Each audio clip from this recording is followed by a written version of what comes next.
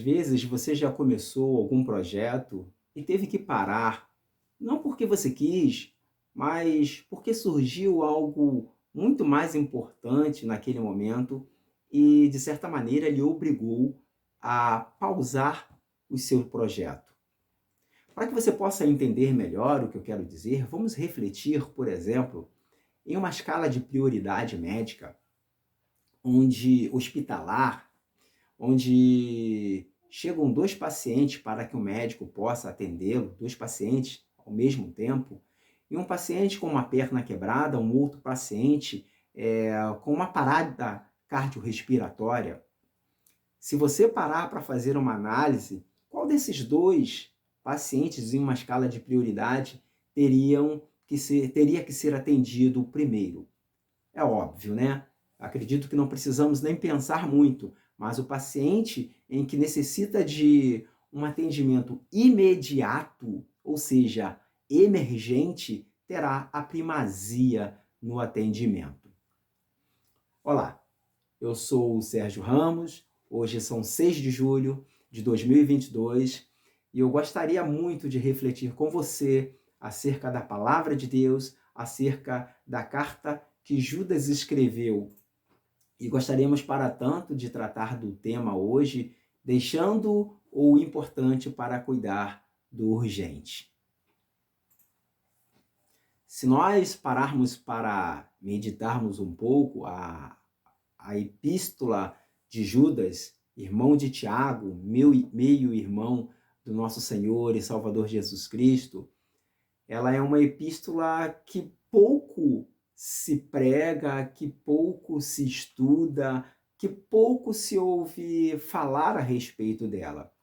Mas, embora ela seja breve, é uma epístola com um rico conteúdo e um conteúdo muito importante para diversas épocas. Possa até parecer que, como fala muito a respeito do gnosticismo, dos falsos ensinos e da maneira como esses ensinos eram difundidos na época, mas essa carta ela é muito atual. Ela é muito atual porque não somente nós necessitamos cada vez mais de combater os falsos ensinos, como também de levar as nossas comunidades, os nossos amigos, os nossos irmãos a um verdadeiro entendimento da fé cristã. Por que nós fazemos determinadas coisas ou por que não fazemos outras coisas.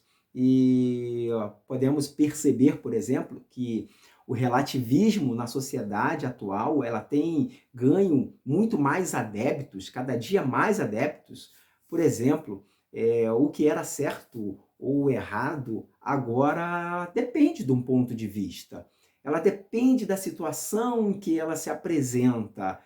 Antigamente, nós tínhamos um conceito muito firmado a respeito de determinado assunto, mas hoje, devido a muitas mudanças, a muitas atualizações, como o conceito de família, o conceito atual de casal e etc., a gente tem que pensar bastante naquilo que falamos, a gente tem que ter um conceito mais atual.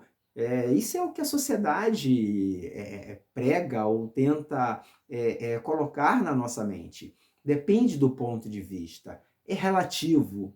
Nem sempre o errado vai ser o errado. E na realidade não é isso o que a palavra de Deus nos ensina. Diante de tudo isso, podemos refletir de como nós vamos criar ou como criar os filhos debaixo de uma ética cristã e da moral diante de tudo isso que se apresenta para nós, né?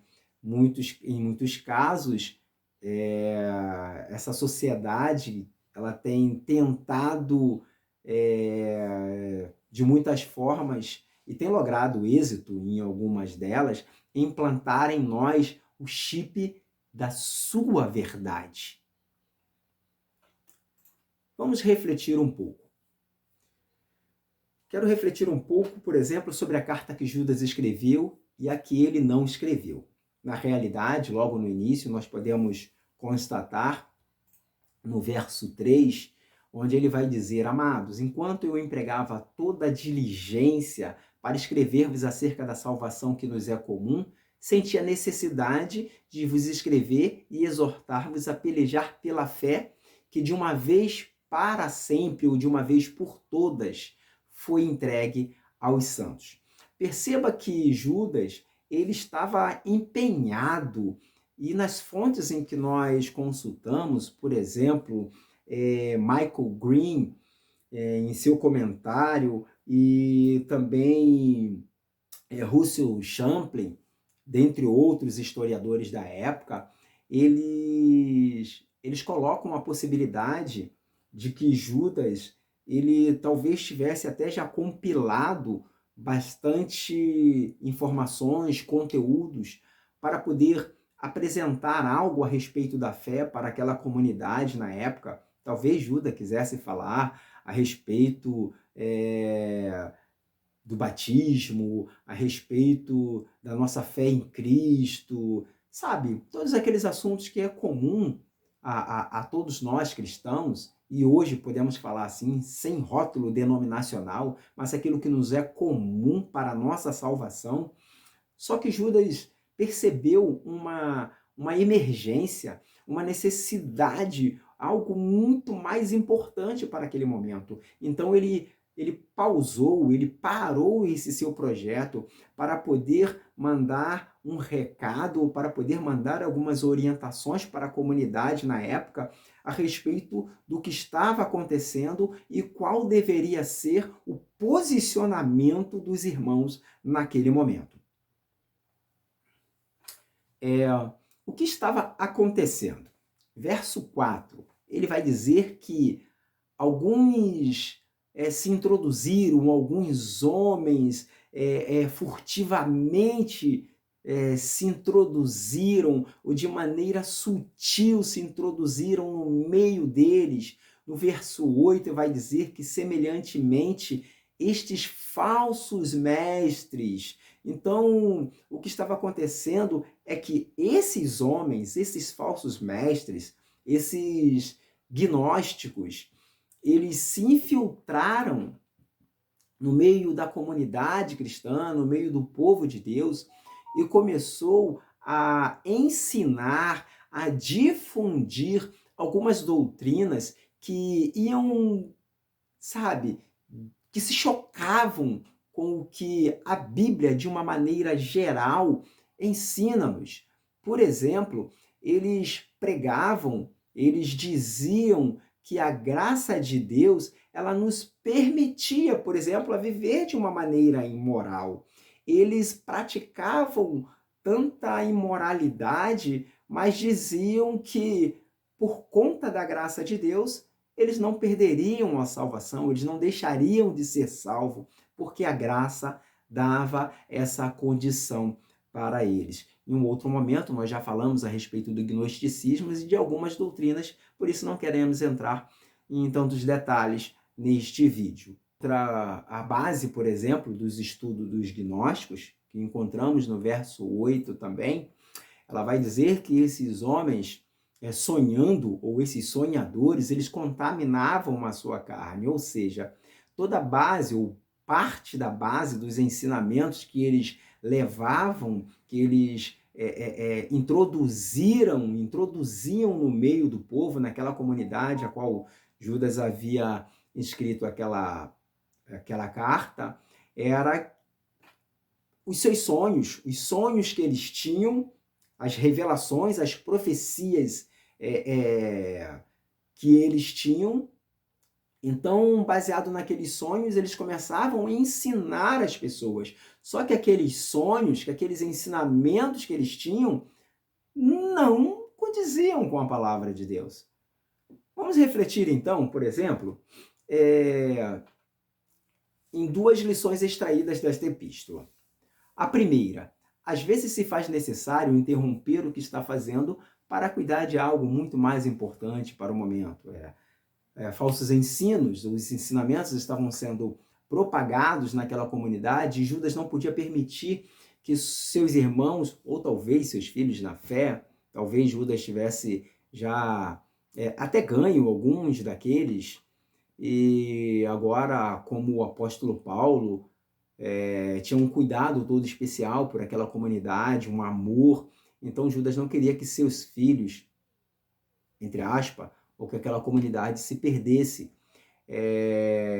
naqueles ensinos diabólicos. Estudando uma fonte sobre o gnosticismo da época, mostra-nos que esses homens eles eram completamente voltados a satisfazerem os seus próprios desejos, as suas próprias vontades. Eles negavam as autoridades espirituais, eles negavam todo tipo de autoridade, e a imoralidade sexual, a bebedeira, dentre outras coisas, fazia parte natural da vida deles, natural do seu cotidiano. A festa, por exemplo, a festa do amor, que o Judas irá falar, e que eles, por exemplo, participavam, está falando sobre a ceia do Senhor, ela era maculada por eles, sem nenhum temor, por exemplo. Nessas festas era onde eles bebiam, e muito provavelmente por conta dessas bebedeiras, a imoralidade sexual ela se fazia presente de uma maneira até muito mais forte. Então, é necessário, irmãos, isso é evidente, e essa epístola ela nos deixa este ensino, que algumas vezes é necessário nós pararmos alguns projetos, nós pararmos algum planejamento para podermos cuidar de algo urgente, de algo muito mais importante para aquele momento. E às vezes isso nos faz, na realidade, pensar o que a nossa família está aprendendo.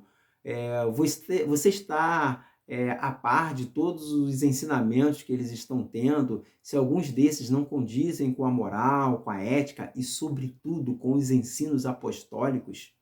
Então, nós precisamos nos ater a isso. Às vezes, quando identificamos algo que está maculando a fé, que está maculando os ensinos que os apóstolos nos têm deixado através da palavra de Deus, nós precisamos parar os nossos projetos e tomar uma atitude, talvez uma atitude mais drástica, para poder não perdermos a nossa família ou a nossa comunidade. A Disney lançou recentemente o filme Buzz Lightyear, esse filme onde há uma cena de um beijo gay, e eu vendo um comentário de uma pessoa a respeito do filme, esta pessoa vem colocando algumas situações muito relativista, inclusive ela vem dizendo que nós precisamos pensar fora da caixa, porque a sociedade mudou, porque nós precisamos entender todas as formas de amor e por aí vai. Então perceba que até mesmo as nossas crianças correm um risco muito grande, porque alguns ensinamentos vêm sendo,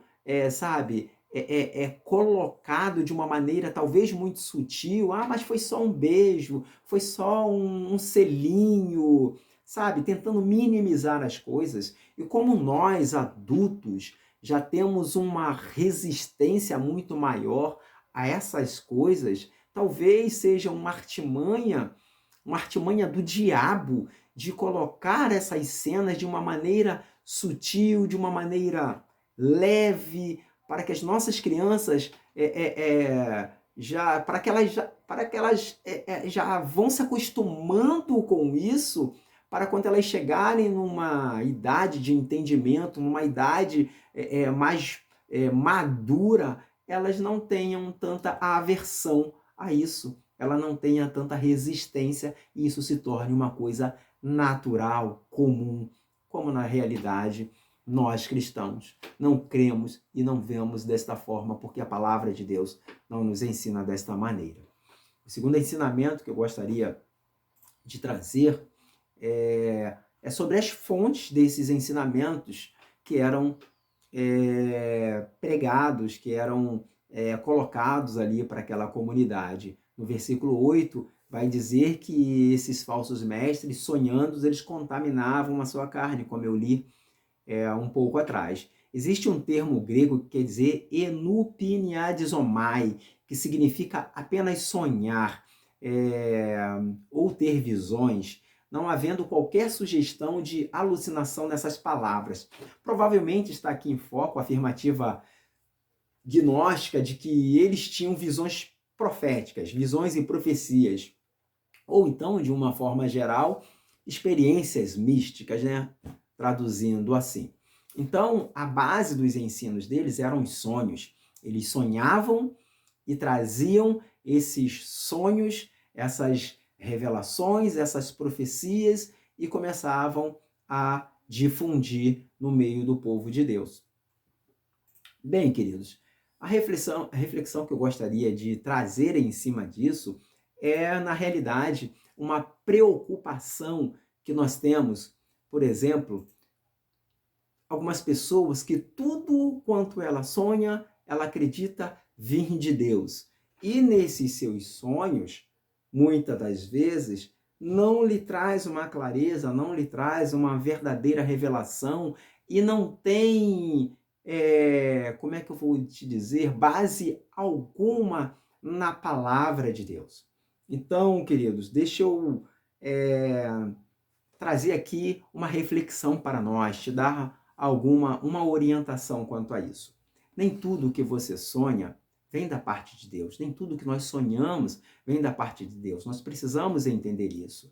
Nós sabemos que lá no livro de Joel, quanto Atos dos Apóstolos, quanto outros livros, a palavra de Deus ela vai nos falar sobre os dons espirituais. Mais necessariamente aqui, esses gnósticos, esses mestres, esses homens que se infiltraram, eles não tinham sonhos proféticos vindos de Deus, mas eram sonhos, eram revelações da carne, diabólicos, que faziam com que as pessoas pecassem. Eles eram completamente fora, não tinham base alguma, não tinham alicerce nenhum na palavra de Deus.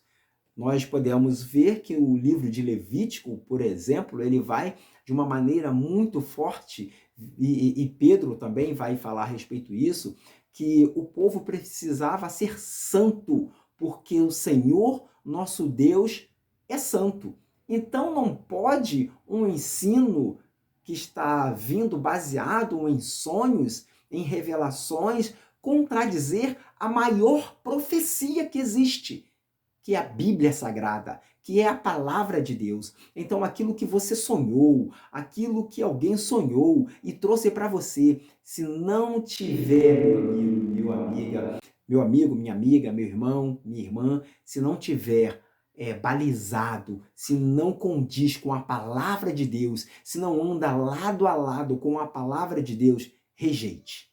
Rejeite. E aquilo que te traz dúvidas, eu quero ainda te trazer uma outra orientação, quero fazer uma reflexão com você. Por exemplo, no livro de Deuteronômio, no capítulo 18, verso 21 e 22, a palavra de Deus vai dizer o seguinte: e se disseres no teu coração, como conheceremos qual seja a palavra que o Senhor falou? Quando o profeta falar em nome do Senhor e tal palavra não se cumprir, nem suceder, esta é a palavra que o Senhor não falou. Com presunção falou o profeta, não o temerás. Uma profecia, ela precisa ser acompanhada de 3 coisas importantes. Uma, ela precisa trazer exortação. Se esta profecia não te leva para mais perto de Deus, não é uma profecia divina. Ela precisa consolar. Se esta profecia não te traz um conforto, um alívio para a sua alma, cuidado.